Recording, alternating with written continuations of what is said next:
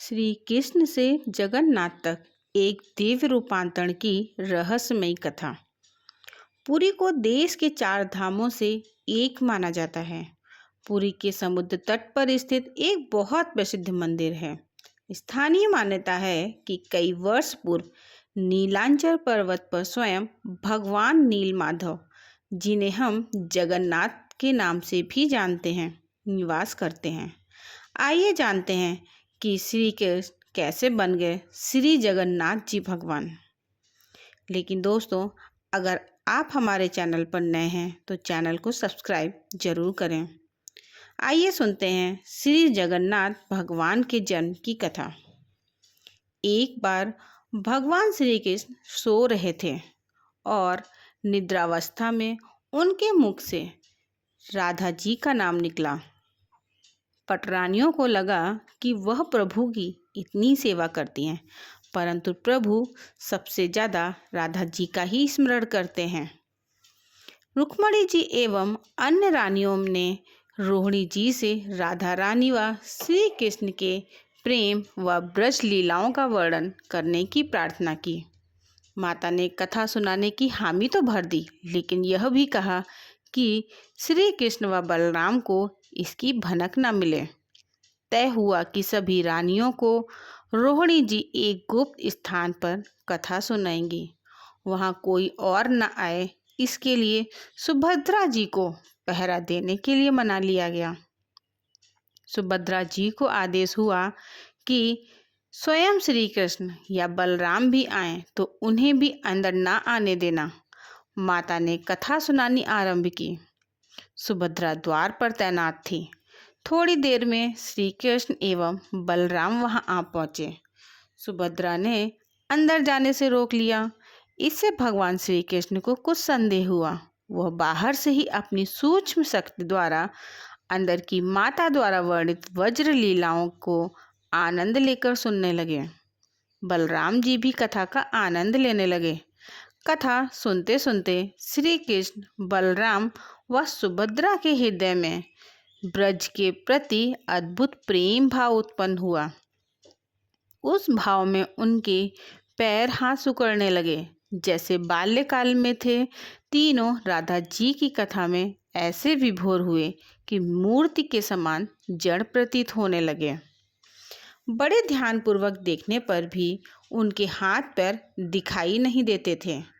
सुदर्शन ने भी द्रवित होकर लंबा रूप धारण कर लिया। उसी समय देव मुनि नारद वहां आ पहुंचे। भगवान के इस रूप को देखकर आश्चर्यचकित हो गए और निहारते रहे।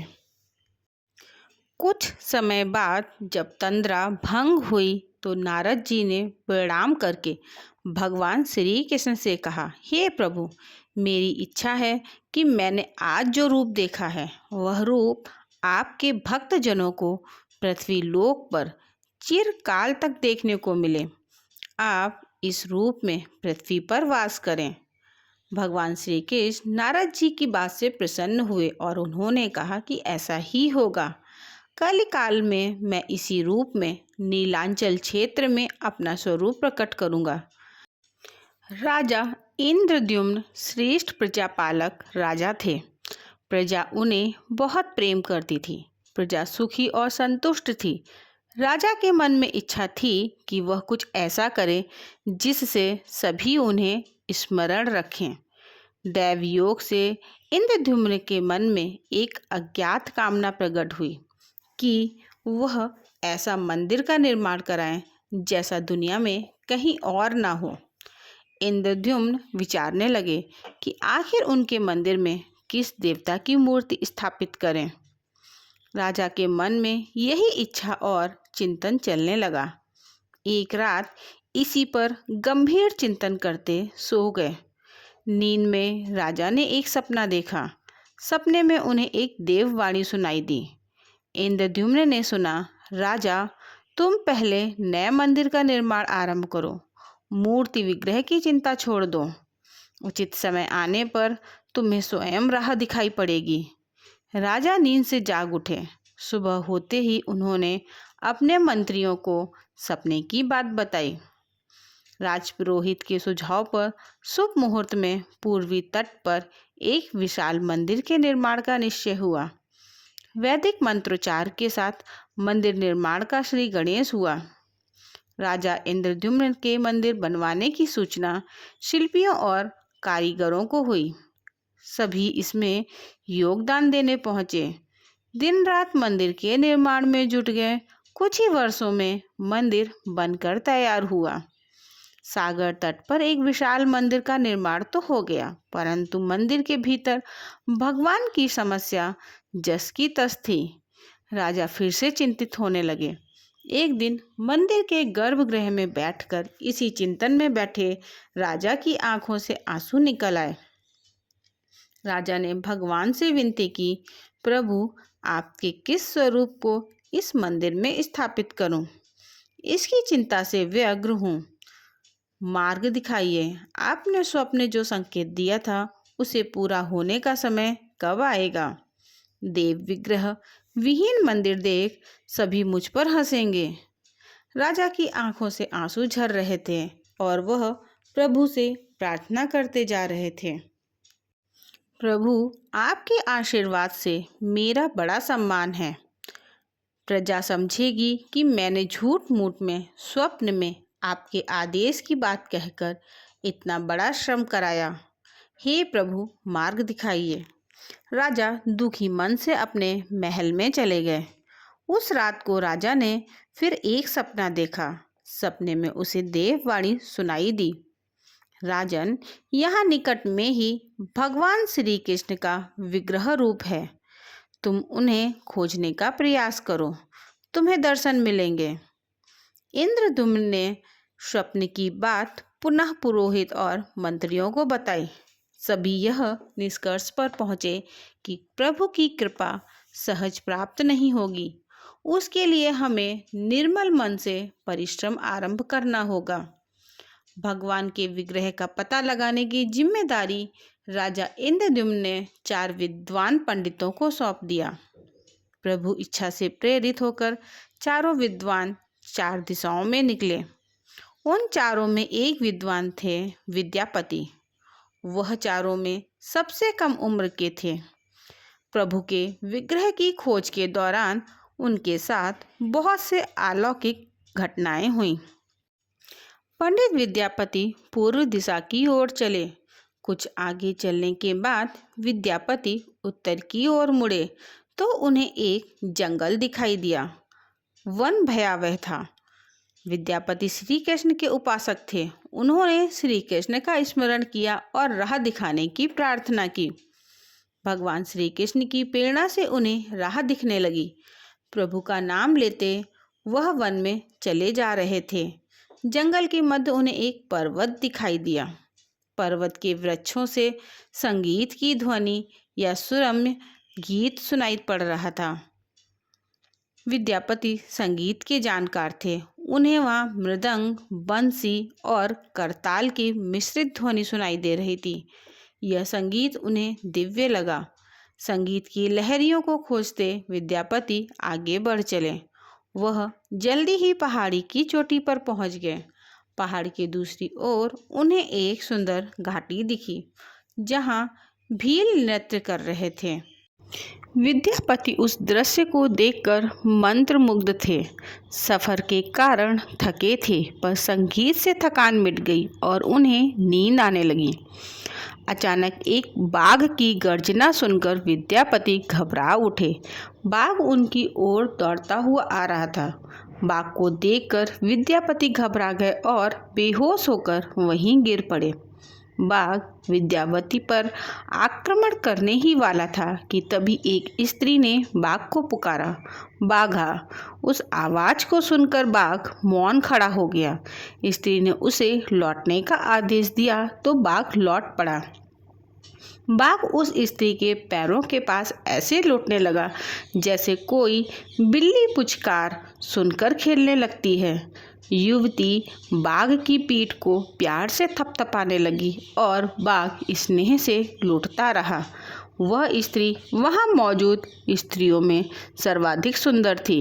वह भीलों के राजा विश्वावसु की इकलौती पुत्री ललिता थी।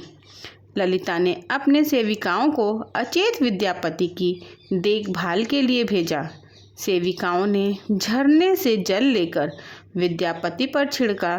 कुछ देर बाद विद्यापति की चेतना लौटी। उन्हें जल पिलाया गया। विद्यापति यह सब देखकर बहुत आश्चर्य में थे। ललिता विद्यापति के पास आई और पूछा, आप कौन हैं और भयानक जानवरों से भरे इस वन में आप कैसे पहुँचे? आपके आने का प्रयोजन बताइए ताकि मैं आपकी सहायता कर सकूं। विद्यापति के मन से बाघ का भय पूरी तरह गया नहीं था। ललिता ने यह बात भांप ली और उन्हें सांत्वना देते हुए कहा, विप्रवर, आप मेरे साथ चलें। जब आप स्वस्थ हों तब अपने लक्ष्य की ओर प्रस्थान करें।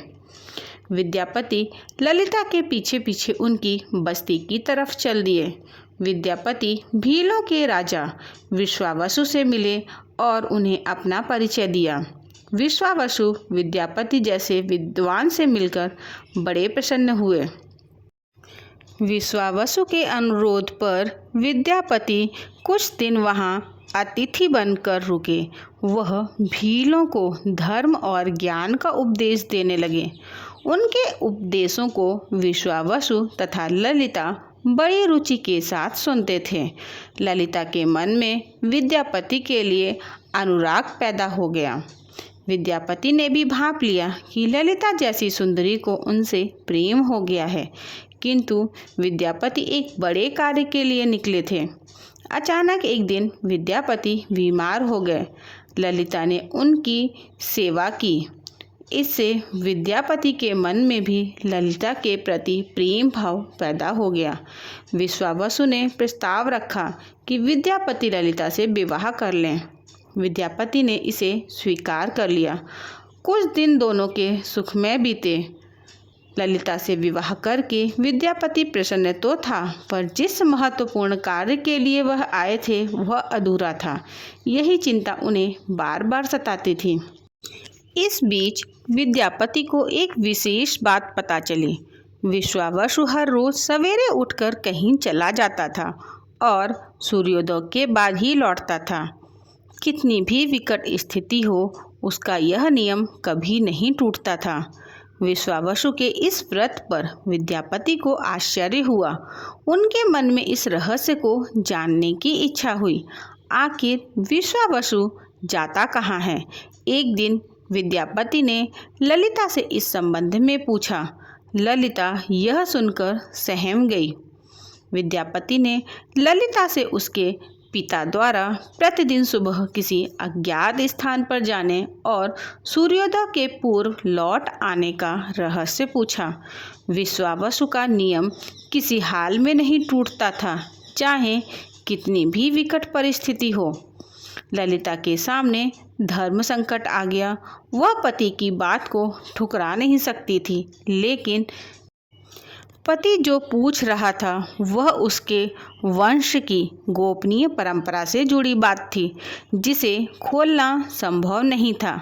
ललिता ने कहा, स्वामी, यह हमारे कुल का रहस्य है जिसे किसी के सामने खोला नहीं जा सकता, परंतु आप मेरे पति हैं और मैं आपको कुल का पुरुष मानते हुए जितना संभव है उतना बताती हूँ। यहाँ से कुछ दूरी पर एक गुफा है जिसके अंदर हमारे कुल देवता हैं। उनकी पूजा हमारे सभी पूर्वज करते आए हैं। यह पूजा निर्बाध चलनी चाहिए। उसी पूजा के लिए पिताजी रोज सुबह नियमित रूप से जाते हैं। विद्यापति ने ललिता से कहा कि वह भी उनकी कुल देवता के दर्शन करना चाहते हैं। ललिता बोली, यह संभव नहीं। हमारे कुल देवता के बारे में किसी को जानने की इच्छा है, यह सुनकर मेरे पिता क्रोधित हो जाएंगे। विद्यापति की उत्सुकता बढ़ रही थी। वह तरह तरह से ललिता के अपने प्रेम की शपथ देकर मनाने लगे। आखिरकार ललिता ने कहा कि वह अपने पिताजी से विनती करेगी कि वह आपको देवता के दर्शन करा दें। ललिता ने पिता से सारी बात कही। वह क्रोधित हो गए। ललिता ने जब यह कहा कि मैं आपकी अकेली संतान हूँ, आपके बाद देवता के पूजा का दायित्व मेरा होगा, इसलिए मेरे पति का यह अधिकार बनता है, क्योंकि आगे उसे ही पूजना होगा। विश्वावसु इस तर्क के आगे झुक गए। वह बोले, गुफा के दर्शन किसी को तभी कराए जा सकते हैं जब वह भगवान की पूजा का दायित्व अपने हाथ में ले ले। विद्यापति ने दायित्व स्वीकार किया तो विश्वावसु देवता के दर्शन कराने को राजी हुए। दूसरे दिन सूर्योदय से पूर्व विद्यापति की आंखों पर पट्टी बांधकर विश्वावसु उनका दाहिना हाथ पकड़कर गुफा की तरफ निकले। विद्यापति ने मुट्ठी में सरसों रख लिया था, जिसे रास्ते में छोड़ते हुए गए। गुफा के पास पहुंचकर विश्वावसु रुके और गुफा के पास पहुंच गए। विश्वावसु ने विद्यापति के आँखों की काली पट्टी खोल दी। उस गुफा में नीले रंग का प्रकाश चमक उठा। हाथों में मुरली लिए भगवान श्री कृष्ण का रूप विद्यापति को दिखाई दिया। विद्यापति आनंद मग्न हो गए। उन्होंने भगवान के दर्शन किए। दर्शन के बाद तो जैसे विद्यापति जाना ही नहीं चाहते थे, पर विश्वावसु ने लौटने का आदेश दिया। फिर उनकी आंखों पर पट्टी बांधी और दोनों लौट पड़े। लौटने पर ललिता ने विद्यापति से पूछा। विद्यापति ने गुफा में दिखे अलौकिक दृश्य के बारे में पत्नी को बताना भी उसने उचित नहीं समझा। वह टाल गए। यह तो जानकारी हो चुकी थी कि विश्वावसु श्री कृष्ण की मूर्ति की पूजा करते हैं। विद्यापति को आभास हो गया कि महाराज ने स्वप्न में जिस प्रभु विग्रह के बारे में देववाणी सुनी थी वह इसी मूर्ति के बारे में थी। विद्यापति विचार करने लगे कि किसी तरह इसी मूर्ति को लेकर राजधानी पहुंचना होगा। वह एक तरफ तो गुफा से मूर्ति को लेकर जाने की सोच रहे थे, दूसरी तरफ भीलराज और पत्नी के साथ विश्वासघात के विचार से उनका मन व्यथित हो रहा था। विद्यापति धर्म अधर्म के बारे में सोचते रहे। फिर विचार आया कि यदि विश्वावसु ने सचमुच उस पर विश्वास किया होता तो आंखों पर पट्टी बांधकर गुफा तक नहीं ले जाता, इसलिए उसके साथ विश्वासघात का प्रश्न नहीं उठता। उसने गुफा से मूर्ति चुराने का मन बना लिया। विद्यापति ने ललिता से कहा कि वह अपने माता पिता के दर्शन के लिए जाना चाहते हैं। वे उसे लेकर परेशान होंगे। ललिता भी साथ चलने को तैयार हुई तो विद्यापति ने यह कहकर समझा लिया कि वह शीघ्र ही लौटेगा तो उसे लेकर जाएगा। ललिता मान गई। विश्वावसु ने उसके लिए घोड़े का प्रबंध किया। अब तक सरसों के दाने से पौधे निकल आए थे। उनको देखता विद्यापति गुफा तक पहुंच गया। उसने भगवान की स्तुति की और क्षमा प्रार्थना के बाद उनकी मूर्ति उठाकर झोले में रख ली। शाम तक वह राजधानी पहुंच गया और सीधा राजा के पास गया। उसने दिव्य प्रतिमा राजा को सौंप दी और पूरी कहानी सुनाई। राजा ने बताया कि उसने कल एक सपना देखा कि सुबह सागर में एक कुंदा बहकर आएगा। उस कुंदे की नक्काशी करवाकर भगवान की मूर्ति बनवा लेना। जिसका अंश तुम्हें प्राप्त होने वाला है वह भगवान श्री विष्णु का स्वरूप होगा। तुम जिस मूर्ति को लाए हो वह भी भगवान विष्णु का अंश है। दोनों आश्वस्त थे कि उनकी तलाश पूरी हो गई है।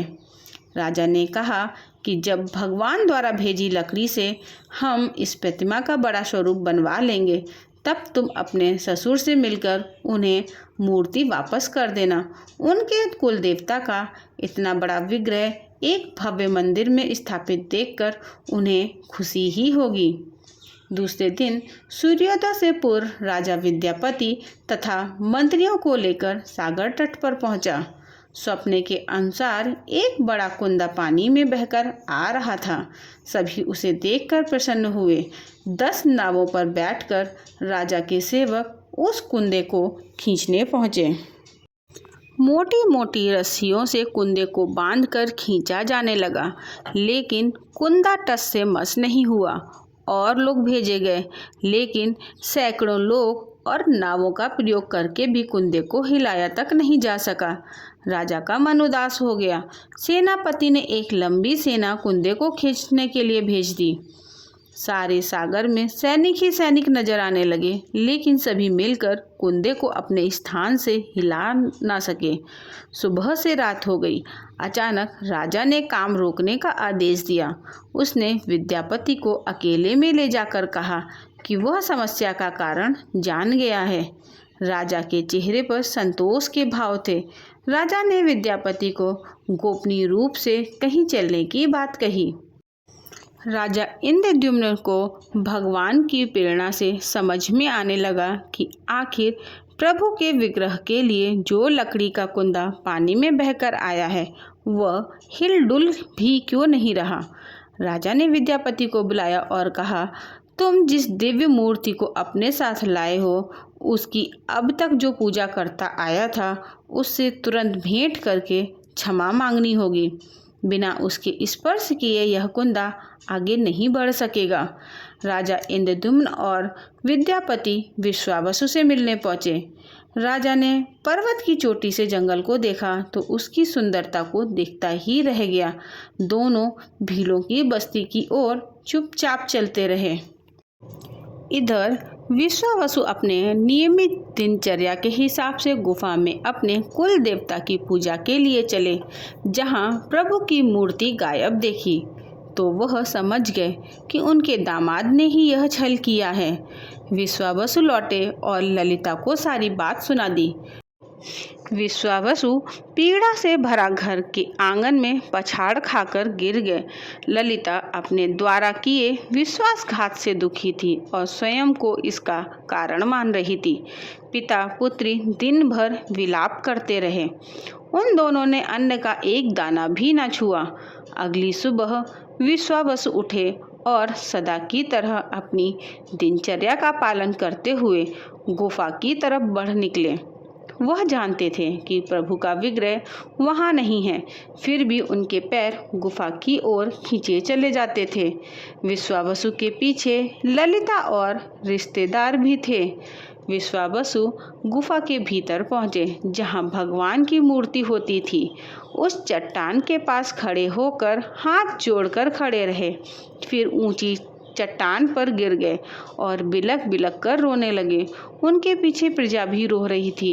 एक भील युवक भागता हुआ गुफा के पास आया और बताया कि उसने महाराज और उनके साथ विद्यापति को बस्ती की ओर से आते देखा है।